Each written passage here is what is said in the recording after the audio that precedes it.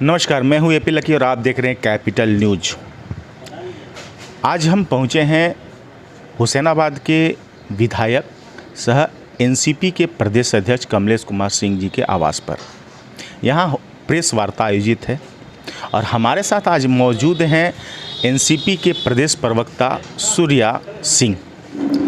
गौर करने वाली बात जो हमें हमारी निगाह में आती है वो सवाल हम ज़रूर पूछते हैं और आप तक पहुंचाने की कोशिश करते हैं, क्योंकि खबरें आप हमारी निगाह से देखते हैं। तो लाजमी है ये सवाल तो पहला बनता है सूर्या जी से कि सूर्या जी, पहली बार हम एक कॉन्सेप्ट देख रहे हैं जो प्रेस वार्ता जो आम तौर पे महानगरों में या बड़े जगहों पर दिखती है, वो पद्धति आपने शुरू की है। ये पद्धति कितना कारगर है और पलामू जैसे इलाकों में ऐसे ही प्रेस वार्ता या कोई भी कार्य हो तो वो सुनियोजित ढंग से हो तो अच्छा लगता है। नहीं, मैं खुश हूँ कि आपको ये अच्छा लग रहा है, लेकिन हम लोगों ने शुरू से जब से एक तरह से एक्टिव पॉलिटिक्स शुरुआत की है तो बहुत ऐसी चीज़ें कर रही हैं जो पलामू में नहीं होता था। चाहे वो डेवलपमेंट का भी हो, देखिए हमेशा मैं अब किसी पे टिप्पणी करना नहीं चाहूँगा, लेकिन यहाँ चुनाव का एक कॉन्सेप्ट था कि जातिवाद पे लोगों को धर्म पे बांट करके वोट लेना। हम लोगों ने इस परंपरा को तोड़ा। हम चुनाव हारे भी क्योंकि हम बस विकास में लग गए थे। हमने अपने इर्द गिर्द ध्यान ही नहीं रखा कि कितनी राजनीति में चीज़ें होती हैं। तो हमारा हमेशा कॉन्सेप्ट रहा है डेवलपमेंट करना। और जहाँ तक प्रेस वार्ता की बात है, ये तो एक तरह से हमारी रिस्पॉन्सिबिलिटी है। मीडिया क्या है? लोकतंत्र का चौथा स्तंभ बोलते हैं, तो आपकी जिम्मेवारी हमारी आवाज़ को लोगों तक पहुंचाने की। तो हम जब तक आपको, वैसे तो रैलियां होती है लोगों को बताते हैं, लेकिन कितने लोग हैं जो नहीं आ पाते हैं। तो इसीलिए प्रेस एक बहुत अभिन्न अंग है डेवलपमेंट का।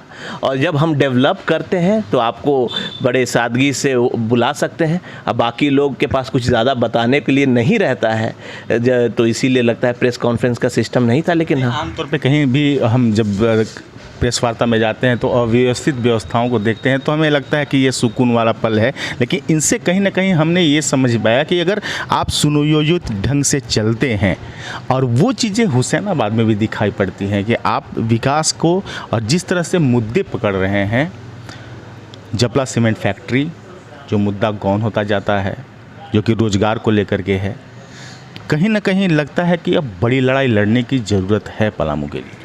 देखिए, लड़ाई तो लड़ना ही पड़ता है, खासकर अपना हक पाने के लिए। आज अगर हम लोगों ने लड़ाई नहीं लड़ी होती तो शायद झारखंड का पहला ऑक्सीजन प्लांट यहाँ नहीं आता।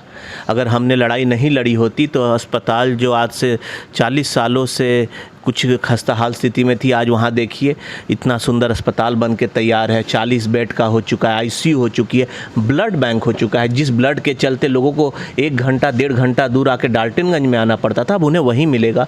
तो देखिए, वैल्यू ऑफ लाइफ बहुत इंपॉर्टेंट चीज़ है जो लोग समझते नहीं हैं, और वो हम लोग समझते हैं। तो education, health, electricity, right of living, इस सारे पे हम लोग कर रहे हैं, लड़ाई लड़ रहे हैं, सक्सेस भी मिल रही है। हाँ, कुछ लड़ाइयाँ जो हैं वो थोड़े अब बड़े स्तर पे होने वाली हैं, जैसे कि भाषा का मुद्दा रहा।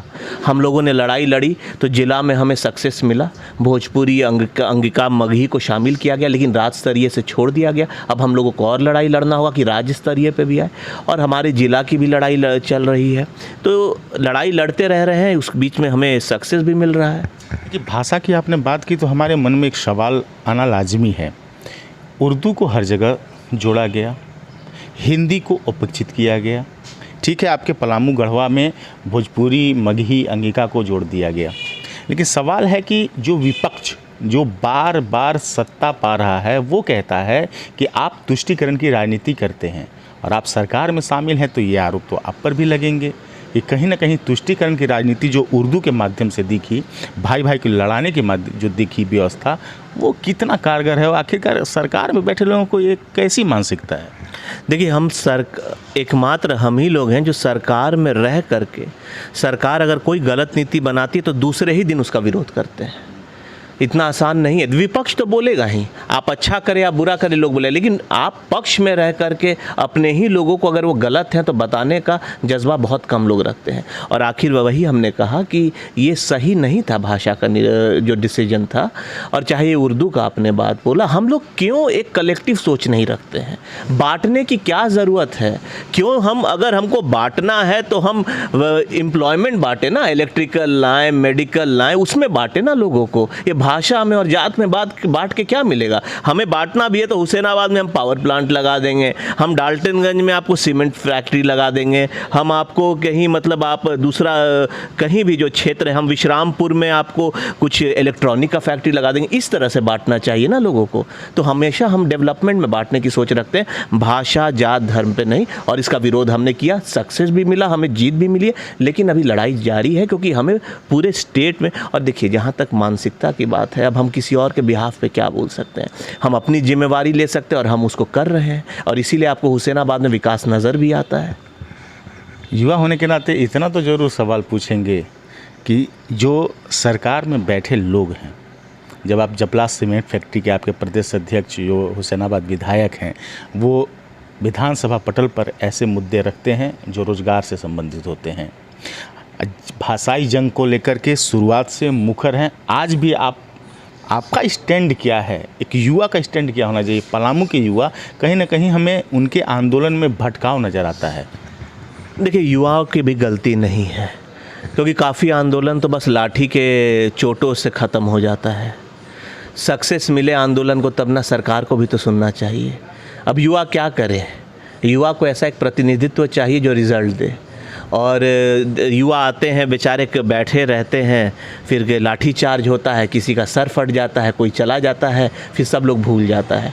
तो युवा को मैं ज़्यादा इस पर ब्लेम नहीं करता हूँ, लेकिन हाँ, युवा की रिस्पॉन्सिबिलिटी है कि वोट करके ऐसे लोगों को चुने जो उनकी बातों को सुने। आंदोलन एक बहुत ही बेहतरीन तरीका है अपनी बातों को रखने के लिए, शांति प्रिय आंदोलन। लेकिन काश ये लोग समझ सकें।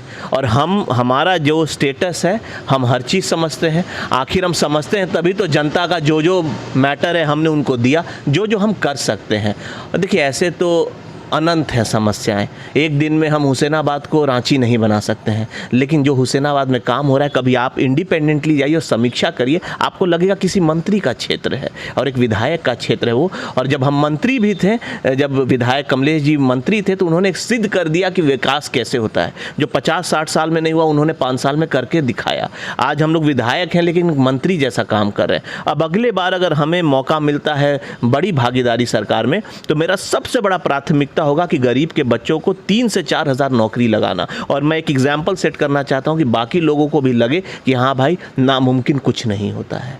आप तो छोटे फंडिंग में इतना बड़ा सोच रखते हैं, सरकार के पास तो बहुत है, सरकार क्यों नहीं जाग पाती? देखिए, हमने अभी जस्ट इस प्रेस कॉन्फ्रेंस में भी बोला है कि एक जज्बा होना चाहिए। और अब हम इस पर ज़्यादा टिप्पणी नहीं करना चाहते हैं, क्योंकि जो सरकार चला रहा है काफ़ी समझदार लोग होंगे। लेकिन दिक्कत क्या है ना कि झारखंड में MOU होता है, बातें होती हैं, लेकिन योजनाएं कभी उतरती नहीं हैं। हमारे क्षेत्र में जो बातें होती हैं हम उतार देते हैं। तो यही थोड़ी होता है ना कि कभी कभी छोटे जगह से भी आपको बड़ी सीख मिलती है। और मैं बार बार लोगों को बोलता हूँ, आइए हुसैनाबाद देखिए। कि हम ये नहीं बोल रहे हुसैनाबाद जन्नत बन चुका है, लेकिन आप देखिए कि डेवलपमेंट होता कैसे है, और लिमिटेड संसाधनों से।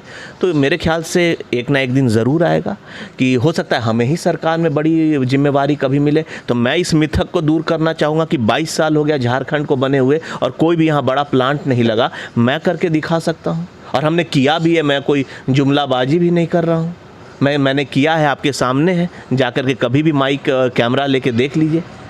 तो झारखंड में तीसरा मोर्चा बना है और तीसरे मोर्चे में एनसीपी भी शामिल है। क्यों तीसरा मोर्चा बनाने की ज़रूरत आन पड़ी और क्यों आपके प्रदेश अध्यक्ष हुसैनाबाद विधायक को शामिल होना पड़ा?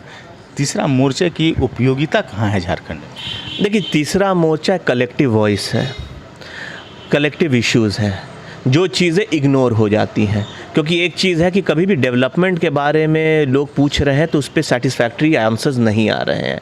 तो एक कहावत है ना कि जो आप एक उंगली से नहीं कर सकते हैं, 5 उंगली से एक मुट्ठी बनती है। तो एक ताकत के एक पंच है डेवलपमेंट का सरकार को, और मेरे ख्याल से सरकार इस पर और गंभीरता से इसको लेगी, क्योंकि अधिकारी लोग भी जो जवाब दे रहे हैं वो मतलब मेरे ख्याल से बहुत ही केयरलेस और बहुत ही मतलब उसको क्या बोले, उनको कोई एक सीरियसनेस और एक रिस्पॉन्सिबिलिटी वाली जवाब नहीं है। तो ये सब चीज़ों को हमें दूर करना है, क्योंकि अधिकारी ही अगर अपना ये रिस्पॉन्सिबिलिटी नहीं समझेंगे तो जनता कितना सफ़र करेगी। तो इसी के लिए तीसरा मोर्चा बनाया गया है। इसका और कोई पॉलिटिकल मीनिंग नहीं निकाला जाए अभी, इसका बस यही 5 लोग हैं तो एक तरह का ये पंच है सरकार को कि भाई आप काम नहीं करिएगा तो आपको ये रिमाइंड कराएगा। तो एक कलेक्टिव वॉइस है। लेकिन मायने तो निकल जाएंगे ना, जब सरयू राय जी आम आदमी पार्टी के सुप्रीमो से मिलेंगे तो लाजमी है कि क्या आम आदमी पार्टी को पंजाब जीत के बाद तीसरा मोर्चा के रूप में भाजपा और कांग्रेस से अलग बड़ा संगठन माना जा रहा है, और क्या उसका विस्तार हो जाएगा? देखिए, ये मायनों पर मैं टिप्पणी नहीं करूँगा क्योंकि ये मेरे विशेषाधिकार में है नहीं। और दूसरी चीज़ है कि अगर आपको मायने निकालना ही है तो इसमें आप पॉजिटिव मायने निकालिए और डेवलपमेंट ही से इसको जोड़िए, और बाकी अलग आगे क्या होता है ना, मैं ज्योतिषी हूँ, अगर कुछ होगा तो आपको दिखेगा। हाँ, तब अगर जो कुछ होगा आप मुझसे पूछिएगा, तब मैं उस पर अपना ओपिनियन दे सकता हूँ। चलिए, युवा होने के नाते युवा बोल को हम पसंद करते हैं और आप तक इसीलिए पहुंचाते हैं कि आमतौर पे युवाओं का स्टैंड मायने रखता है इस पलामू की जत्थरा पर। क्योंकि पलामू को की राजनीति को अगर आप करीब से देखेंगे तो आपको हर मोर्चे पर युवा सक्रिय नजर आएंगे। आने वाले वक्त में इसके क्या लाभ होंगे वो तो भविष्य के गर्भ में है, लेकिन हम इतना ज़रूर कहेंगे कि सूर्या जी ने जो बातें कही या एनसीपी का जो स्टैंड है वो स्पष्ट है। सरकार में है भी, लेकिन जनहित के मुद्दे पर विरोध भी करेंगे।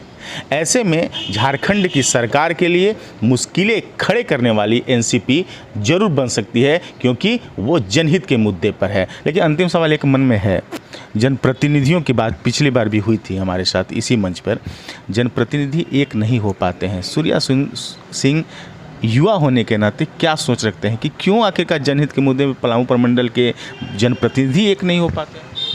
हो सकता है कि सबका कलेक्टिव टाइमिंग ना बैठ रहा हो, क्योंकि हमारे आज प्रेस कॉन्फ्रेंस है, हो सकता है कोई रांची में हो, सब कोई अपने इश्यूज उठाते हैं।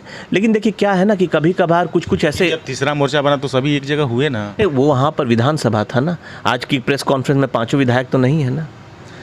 आज उस समय विधानसभा, आप चलिए एक साथ पलामू के सभी नेता को बुलाइएगा तो एक हो जाएंगे अगर विकास के मुद्दे। आपने आह्वान किया, किसने आपको सकारात्मक बात की आपसे?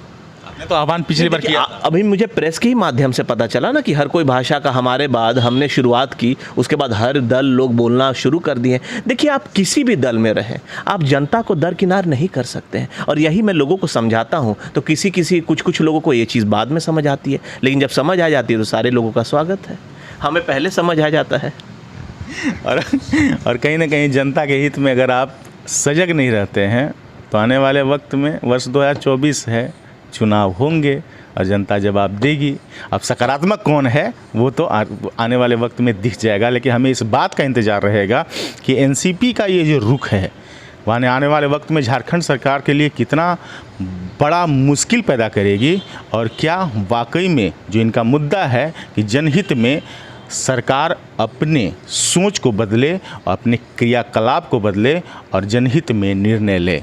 सहयोगी राजू सोनी के साथ AP lucky, capital news, Medininagar.